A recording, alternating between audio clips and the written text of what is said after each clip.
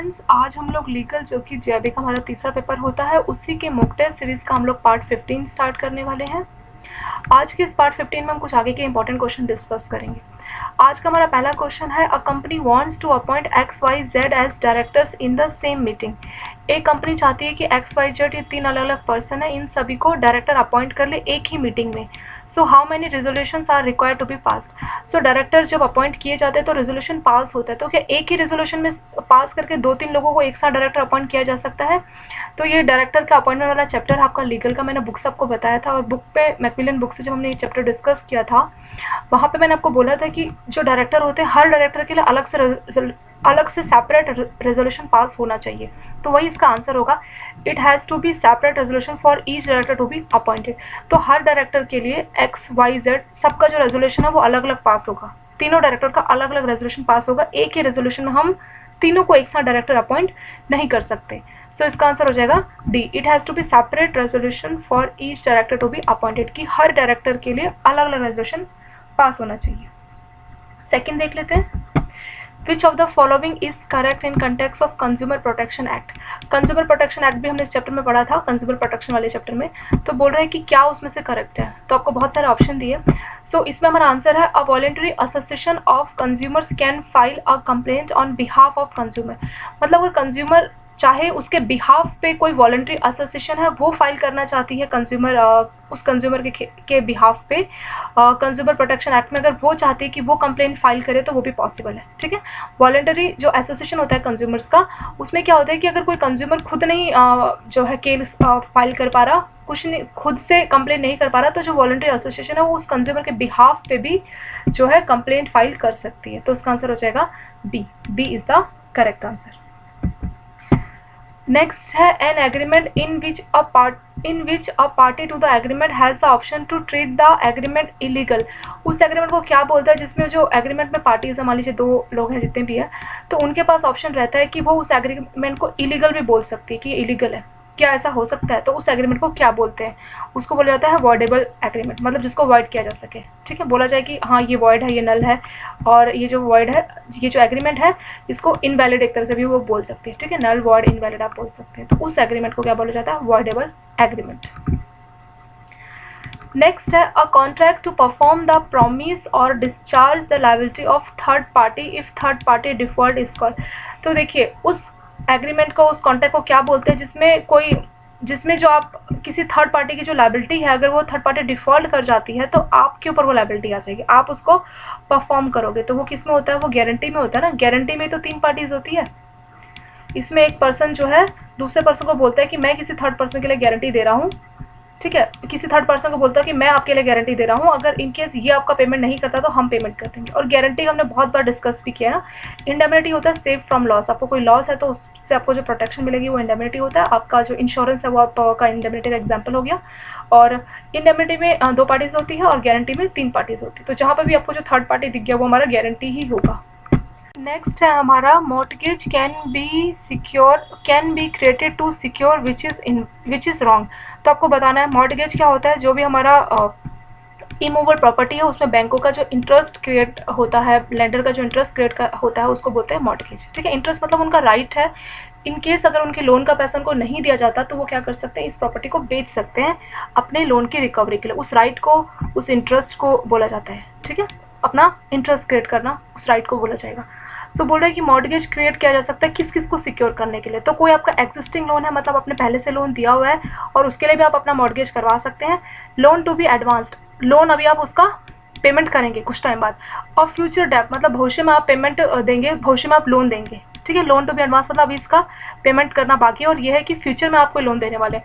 तो तीनों के लिए, चाहे आपका एग्जिस्टिंग हो या अभी आप डिलीवर करने वाले हैं, अभी आप एडवांस करने वाले हैं, या आप जो है फ्यूचर में आपको कोई भी डेप्ट है उसके लिए भी, आप तीनों के लिए आप जो है मॉर्टगेज क्रिएट करा सकते हैं। ठीक है, इसमें यही पूछा था विच इज़ रॉन्ग, तो रॉन्ग इसमें कुछ नहीं है, तीनों ही सही है। तो आंसर आ जाएगा none of the above, none of this, D.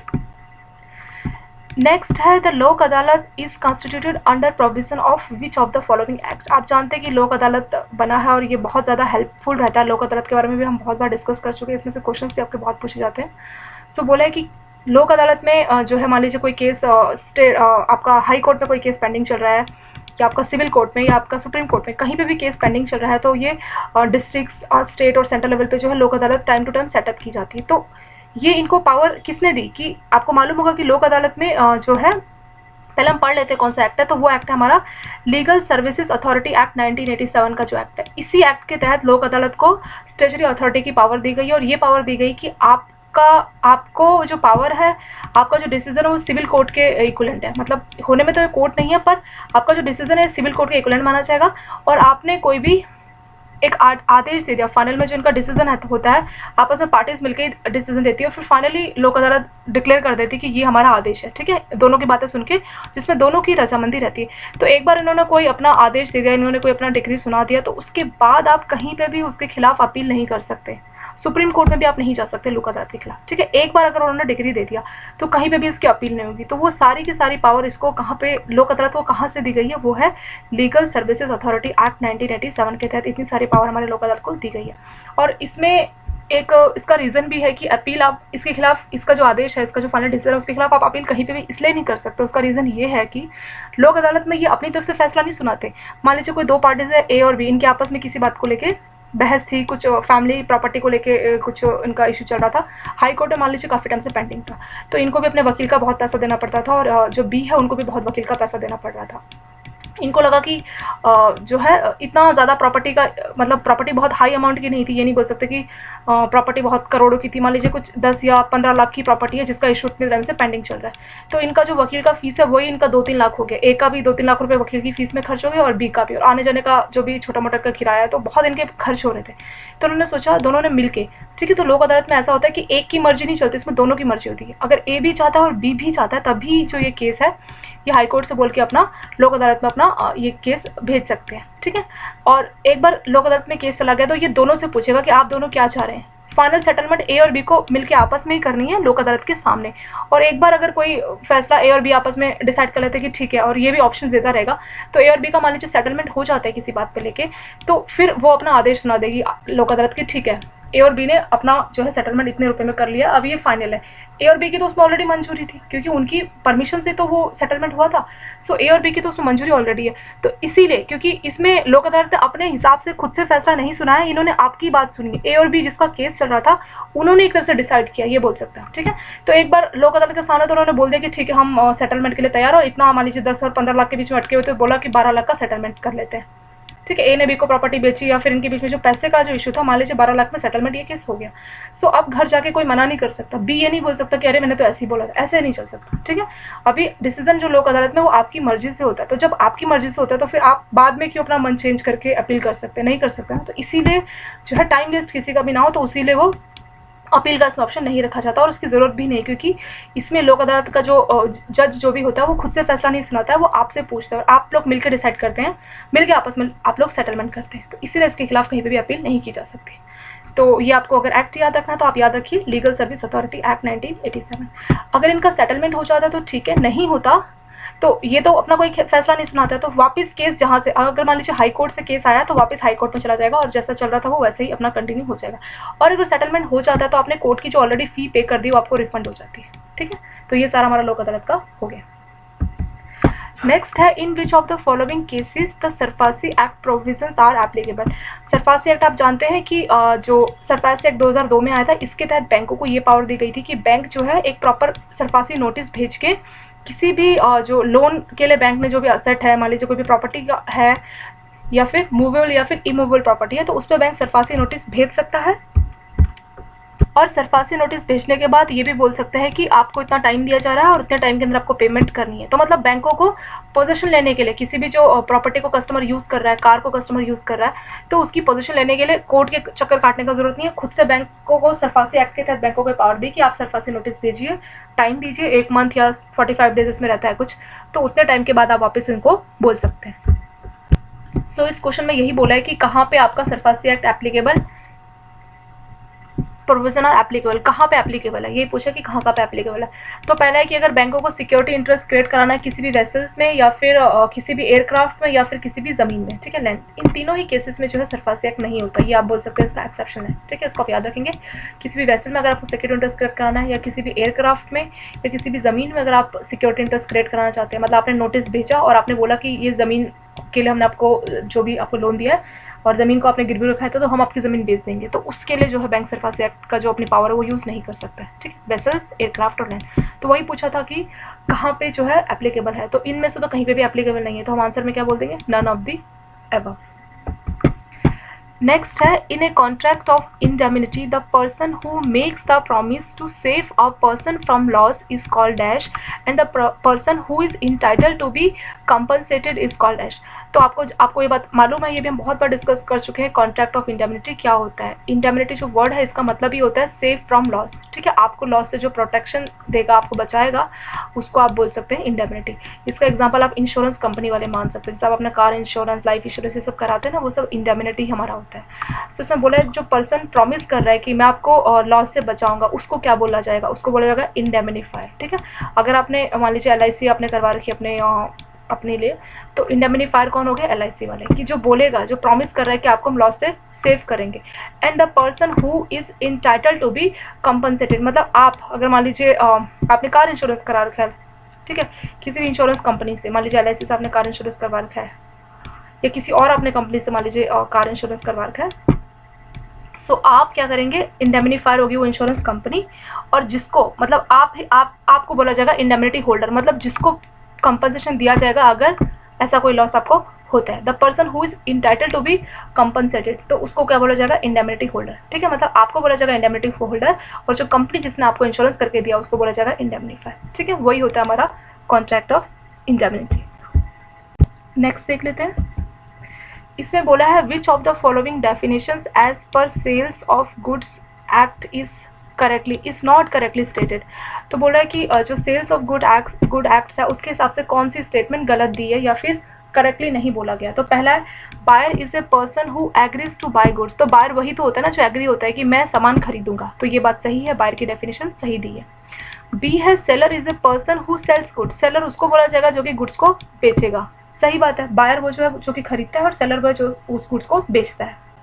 सी है, voluntary transfer of position from seller to buyer means delivery, delivery उसको बोला जाएगा, जो डिलीवरी का डेफिनेशन ये है कि वॉलंटरी मतलब अपनी मर्जी से, मतलब आपने चोरी कर लिया सामान, तो उसको आप ये नहीं बोल सकते कि जो गुड्स की डिलीवरी मुझे मिल गई, तो वॉलंटरी होना चाहिए, मतलब सेलर की मर्जी से वो सामान आपके पोजीशन में आना चाहिए, पोजीशन मतलब अभी वो सामान आपके पास है, ठीक है। So voluntary transfer of position from seller to buyer उसको क्या बोलते हैं, डिलीवरी बोलते हैं। तो ये तीनों ही बातें सही है। पूछा था which is not correctly stated, so D आ जाएगा, नन ऑफ द अबव, सारा ही करेक्टली है, तो जो इनकरेक्ट इसमें से कुछ भी नहीं है, सो डी हो गया हमारा करेक्ट आंसर। नेक्स्ट देख लेते हैं, इसमें बोला है as per sale of goods act the seller of the goods is deemed to be unpaid seller when the dash has not been paid.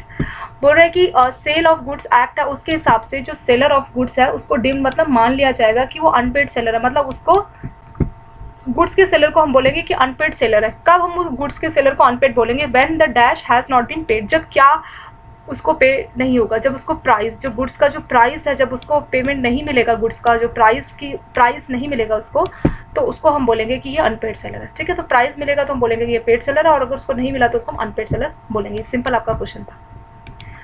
Next है the document in an LC letter of credit में जो documents है that gives details of the sale, ठीक है, जो बताता है sales की डिटेल की क्या क्या डिटेल्स है उसको क्या बोलते हैं, इनवॉइस। इनवॉइस में वो सारी हमारी डिटेल्स रहती है, उसमें सारा जो आपका जो LC है उसमें आप क्या बेचने वाले उनका सारा जो डिटेल रहेगा, ठीक है, उसको क्या बोलेंगे, इनवॉइस बोलेंगे। इसमें क्या बोला है, the period of limitation can be got extended by the creditor. जो लिमिटेशन पीरियड जो होता है हर चीज़ का, जो टाइम पीरियड रहता है, एक तरह से आप एक्सपायरी पीरियड बोली हर चीज़ का, so period of limitation can got extended, limitation period को बढ़ाया जा सकता है बाय द क्रेडिटर। क्रेडिटर कौन है, जो लोन देता है, जिसने लोन दिया है वो लिमिटेशन पीरियड को बढ़ा सकता है, ये आपका limitation. In which of the following situation which one is more appropriate. तो ये आपको 4 ऑप्शंस दिए, बोला है कि ज़्यादा अप्रोप्रिएट आंसर बताइए क्या है।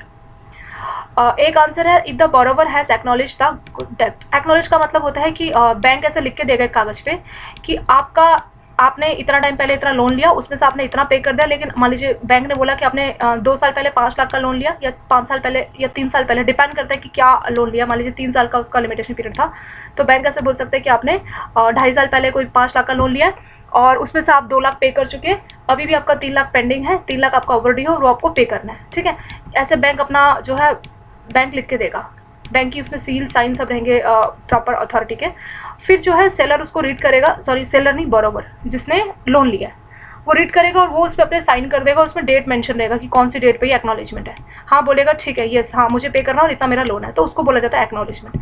तो बोल रहा है if the borrower has acknowledge the डेब्ट। सो डिपेंड करता है कि उसने डेब्ट को एक्नॉलेज कब किया। ये बात भी याद रखनी है कि मान लीजिए 3 साल का लिमिटेशन पीरियड था, कोई प्रॉमिसरी नोट था और 3 साल का लिमिटेशन पीरियड था, तो लिमिटेशन पीरियड के दौरान ही उसको एक्नॉलेजमेंट करना है। मान लीजिए 3 साल का था और 3 साल ओवर हो गए, फिर 6 महीने बाद आके उनसे इस एक्नॉलेजमेंट पे साइन करा रहे, तो नहीं चलेगा।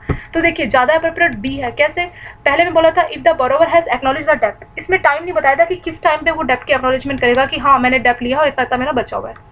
ये लाइन सेकंड वाली ज़्यादा अप्रोप्रिएट इसलिए है क्योंकि इसमें लाइन है if the borrower has acknowledge the डेब्ट with in the limitation period. तो टाइम रहते रहते मतलब 3 साल का लिमिटेशन पीरियड है। मान लीजिए दिसंबर में 31 दिसंबर में, ये 31 दिसंबर 2020 मान लेते हैं, मान लीजिए 31 दिसंबर में उसका 3 साल पूरा होने वाला है, ठीक है, कस्टमर का, और वो 3 साल ही उसका लिमिटेशन पीरियड था, कोई प्रमोशन नोट कुछ भी था।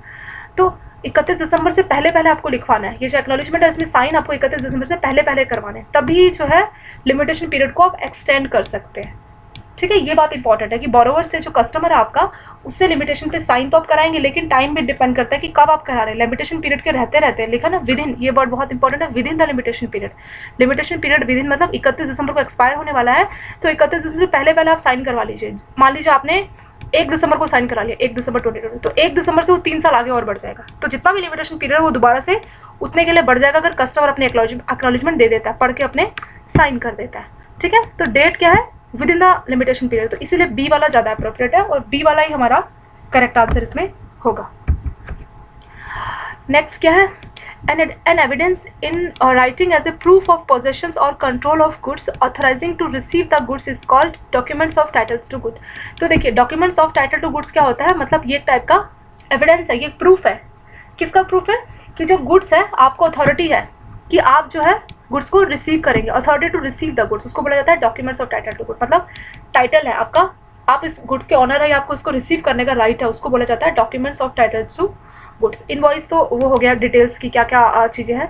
बिल ऑफ एक्सचेंज आप ऑलरेडी जानते हैं कि अगर आप किसी पार्टी को कोई लोन दे रहे हैं तो आप एक तरह से बिल बनवा रहे हैं ना, वो हो गया हमारा बिल ऑफ एक्सचेंज। उसमें आप डेट मेंशन करेंगे कि 3 महीने बाद या 4 महीने बाद आपको पेमेंट हम कर देंगे।